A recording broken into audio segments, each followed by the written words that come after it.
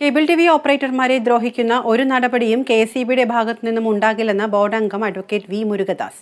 കേബിളിനും ബ്രോഡ്ബാൻഡിനും 2 നിരക്ക് നിശ്ചയിക്കുന്നതിനെതിരെ cable TV operators association നൽകിയ നിവേദനം ബോർഡ് പരിശോധിച്ചു വരികയാണ്.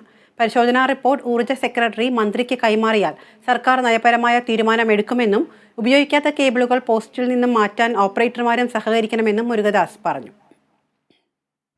കേബിൾ ടി വിയുടെ ലൈൻ അതുപോലെ ഇൻ്റർനെറ്റിൻ്റെ രണ്ടായി കണക്കാക്കുന്നതുമായി ബന്ധപ്പെട്ടുള്ള ചില പ്രതിസന്ധികൾ ഇവിടെ ഉണ്ടായിട്ടുണ്ട്. രണ്ടിനും 2 വില ഈടാക്കുന്നതുമായി ബന്ധപ്പെട്ട് ഈ കേബിൾ ടി വി ഓപ്പറേറ്റേഴ്സിൻ്റെ സംഘടന നൽകിയ നിവേദനം അത് പരിഗണിക്കാനായി കൺസേൺഡ് ഡയറക്ടർ അത് പരിശോധിച്ച് പവർ സെക്രട്ടറിയുടെ കയ്യിലിരിക്കുകയാണ്. പവർ സെക്രട്ടറി അതിൻ്റെ നിയമവശങ്ങളും നയങ്ങളും എല്ലാം പരിശോധിച്ച് മന്ത്രിയുടെ മുന്നിൽ എത്തുന്ന മുറയ്ക്ക് തന്നെ ആ കാര്യത്തിൽ ഉചിതമായ തീരുമാനമുണ്ടാവും എന്ന് തന്നെയാണ് പ്രതീക്ഷ.